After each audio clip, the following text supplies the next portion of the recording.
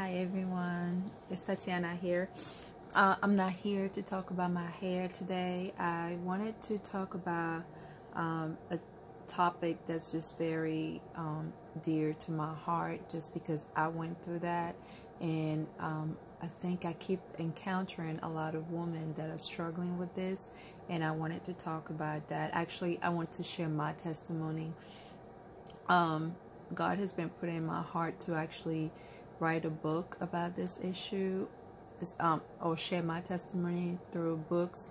But it was also put in my heart to share it through this method, to this way, through video, just to touch someone's heart today and to encourage any woman that are going through this particular issue. So I want to talk about infertility, and I think so. I feel like every woman that I'm meeting now is struggling with this, and we're talking about able-bodied women, and we're talking about healthy-looking women, and for some odd reason are going through this, and that's been bothering me, because like, how do you help somebody that's going through that? What can you say to make them feel okay that this is going to happen? I feel like there's just no words to. It's like you going to a funeral, or like, how do you tell the person that things are going to be okay? At that moment they won't get that, and that's how I feel. So sometimes if I hear someone going through that or telling me that, I don't say anything, just because I just don't know what to say that would really help the person at that moment. But one thing I've been doing more and more is telling my testimony, just because I feel like they could gain some type of insight out of that testimony, some type of solution, hopefully. And I can't say that my solution will work for everybody, because everybody's situation is different. Everybody infertility issue is different. So when someone says you don't understand, nobody understand, I totally get it.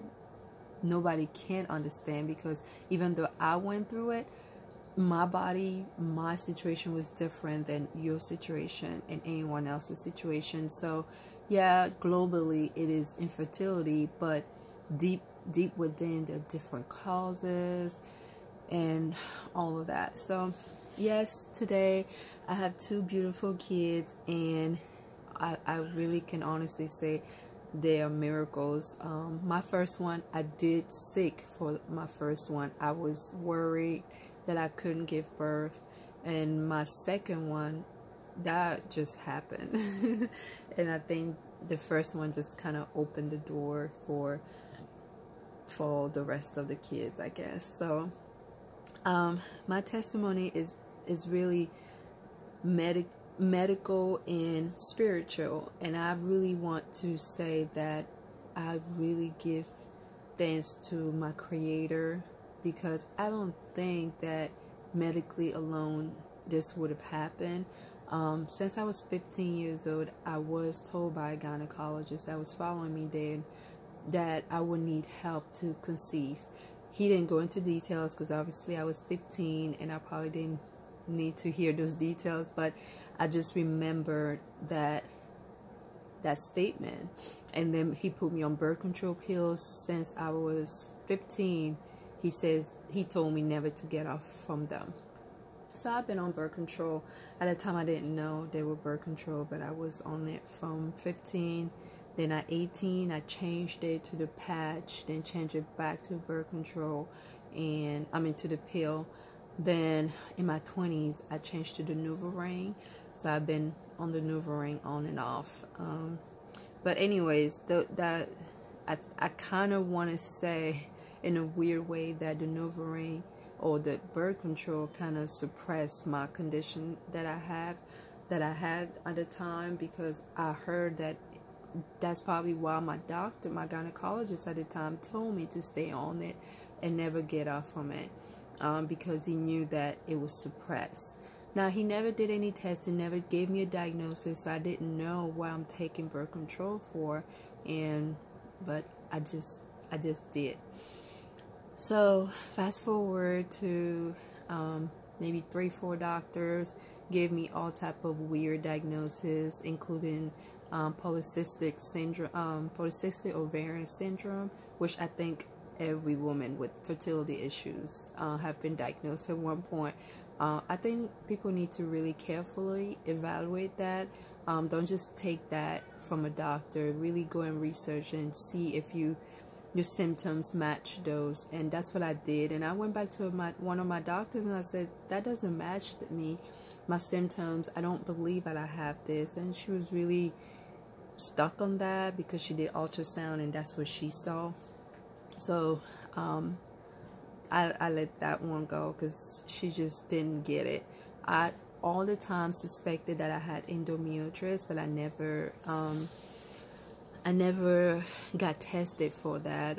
So my current gynecologist that I found, as soon as I met him and I gave him my symptoms, he immediately told me that those are classic signs of endometriosis, and we schedule an appointment to get the surgery going to definitely confirm that it is.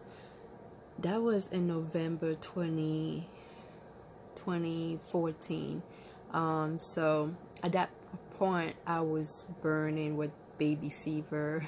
My husband would be the best person to explain how torturing it was for me and for him, because I used to really bother him too, and I just felt like it wasn't happy. I guess I can't really say that I doubted myself. I doubted my faith. I doubted a lot of things. I felt that why is it not happening now, I guess, because nobody teaches you that in life. I think I've never heard any parents say to any of their kids, their daughters, that watch out down the road when you get married and you want to have kids, it's going to be difficult. Never heard that. Nobody's ever told me that it will be difficult. I just thought it was immediate. You have sex every day and when you're in the right frame of mind, it will happen. And that's not how it works. It does not work like that. And if I do have a daughter in the future, I'll definitely let them know that it's not how it works. It's easy to see other mothers out there and see that they have 4, 5 kids, 7, 10 kids, and you think, oh, then that should be easy. Whenever I'm ready, it should be easy. But it doesn't work like that.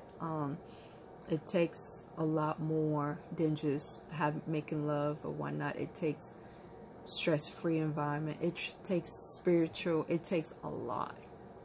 And I'm not sure if back in the days they just didn't have this issue or what, that mothers never brought it up. But anyway, so fast track to 2014. I'm having crazy baby fever, and I'm worrying that something is wrong with me. And the statement from my gynecologist when I was 15 is coming back to haunt me.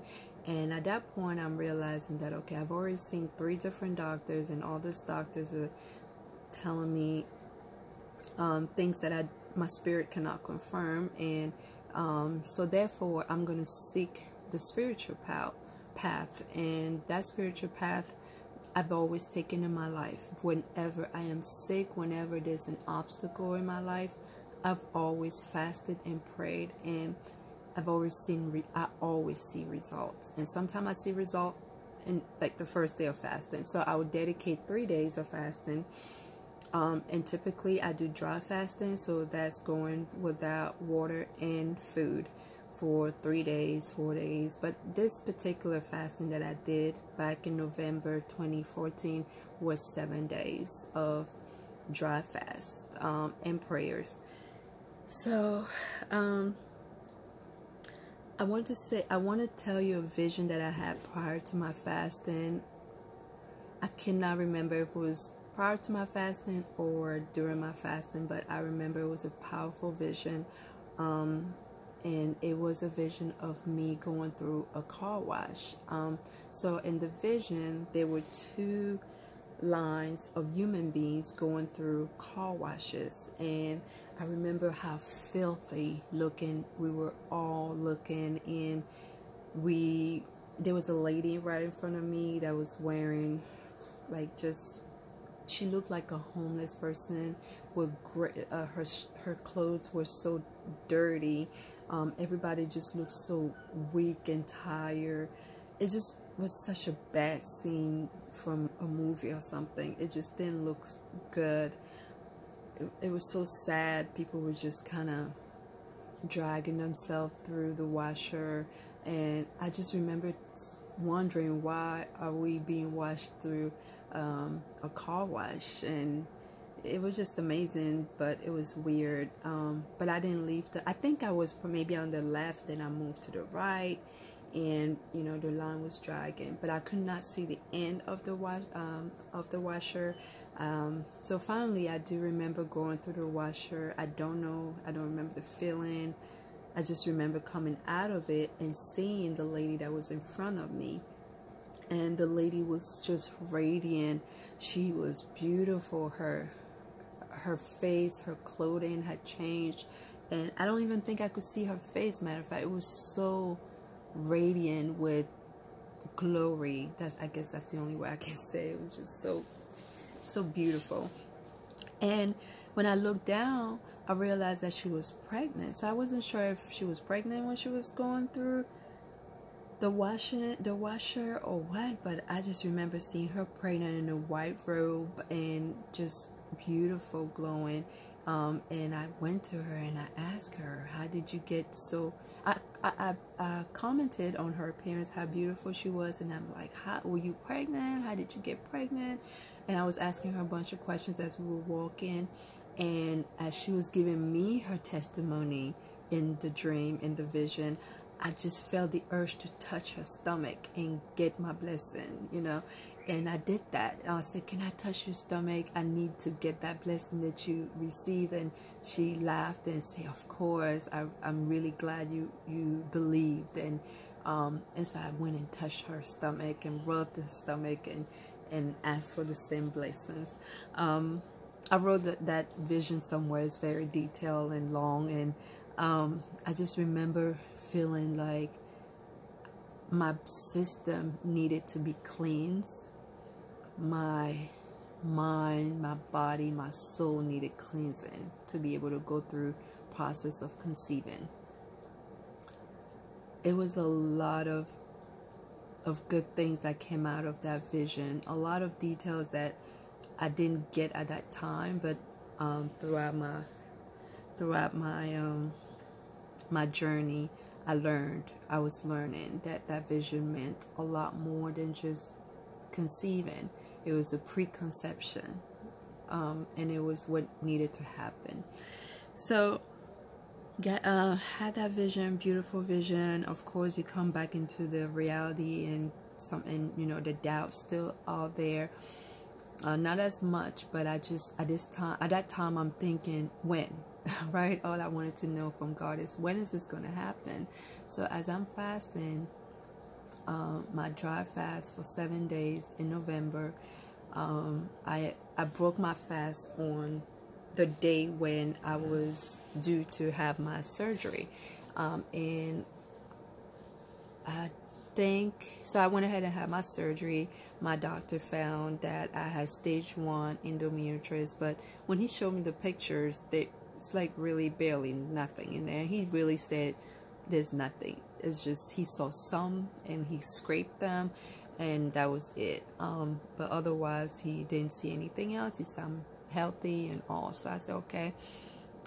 Glory to God. Oh, I do want to say that when I was fasting and praying, I remember also having another vision during my fast and prayers of my doctor operating on me, but his hands were transparent, and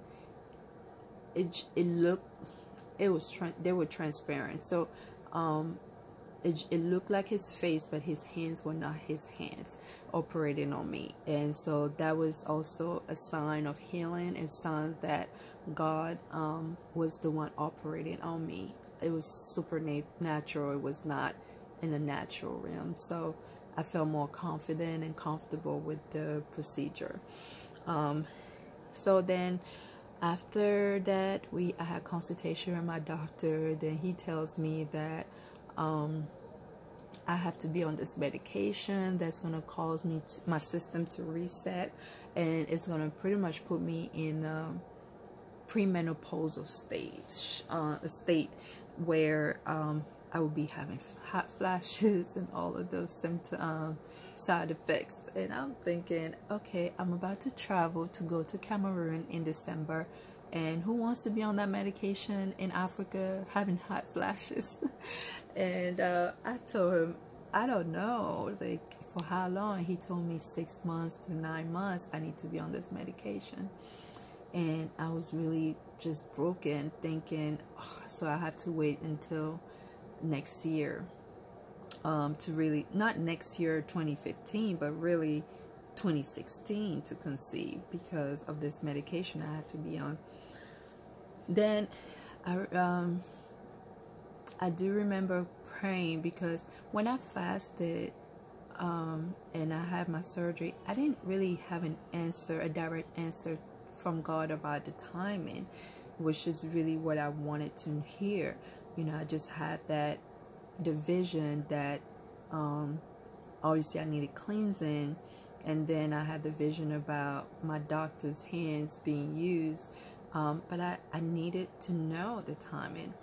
So I remember praying again. I didn't fast this time. I just wanted God to remember that I wanted to know the timing of this. When would this happen? Because that would really settle or calm my heart. And I did have a vision. Not really a vision, but I heard the Spirit of God speaking to me and telling me that He knows that I'm used to fasting and having results instantly. But this is a little bit different, and He will do it in time. It will happen in time. And that was enough for me. My heart was calm. I understood that it will happen in time, and it won't happen the next day. Because, and I mean, I know it's probably naive of me to think it would have happened right away like that, but I've seen miracles happen through fasting and praying that I wouldn't have been surprised that it happened the next day. But I'm glad that God clarified that for me, for my peace of mind. So I remember telling my husband that I'm no longer worried, because God said it will happen in time, and whatever time that is, I'm okay with that. So really, just my worries were gone. And so I went back to get when I went to the doctors, they told me about a medication. They had to order the medication for me. And I guess the first time around they didn't order, they forgot. So the second time around they ordered, and that was in December. I was getting ready to go. And I remember getting a call while I was at the airport from the pharmaceutical company saying that, we're shipping your medication. Is this the right address? And I'm like, I'm not going to be there. And they said, okay, they'll do it when I come back. And this was all happening. God was like working on something. So I didn't get it. I'm going to on my trip, had a blast. And this is 2 years in my marriage. So I got married in 2012, and I'm in Cameroon in 2014, the end of 2014. And at that time, nobody really was bothering me about conceiving or whatnot.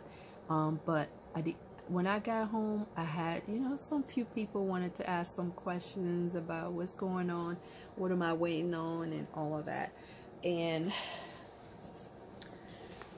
I was tested on, my faith was tested, and I swear I just feel like, thank God for the Holy Spirit, or the Spirit of God, for guiding me, for not succumbing and falling in the temptation of the world. Because it was easy for people to start blaming tradition as to why you're not conceiving in the African world. You get that. We get slam with that sometimes, where, oh, you didn't do right by this, or you didn't do right by that. That's why I guess the gods are punishing you. So it was interesting. So I said, okay, well, my husband's always said that he had visions when he was younger of having a family of 3, and he believed in that firmly, and I've had those visions as well, although I've gone through my doubting route, but we held firm to that. Needless to say, as I'm going through those questionings and all of that, and people felt that maybe I'm too Americanized, and you know, they have this thinking that American women typically don't want to have kids and this and that. Okay, so when I met my husband, of course I didn't want to have kids right away because we just met. I wanted to enjoy him. We had a long distance relationship, so having kids right away was not my plan. But I think the baby fever sometimes is allowed by God because he wants you to not neglect, especially me, because I could have just sat easily and been like, okay, it's gonna happen, but if he didn't put that fire under me to have that urge to want to have kids, I definitely was not gonna be hurrying for this process to occur. So I'm thankful. I'm sorry that I drove my husband crazy, but I'm thankful that God put that fire under me. Anyway, so back home, as I'm going through those questionings and everything, I didn't know that I was already pregnant. So I conceived in December. Yes, December. So as I got home, I think towards the end of the year, December, I conceived, because starting January, I was starting to be a little sick, but I thought it was the food. Then I came back to the U.S. and I was really, really sick, like flu-like symptoms. And I didn't think of it because it was winter, and I just came back and I thought that's normal.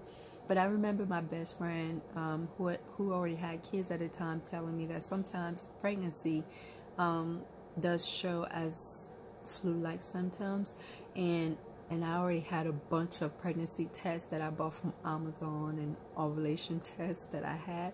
So I went ahead and tested myself. I think I still remember the date. It was probably January 10th that I tested myself, if I'm not mistaken, because that date was just so precious to me. On January 10th, 2015,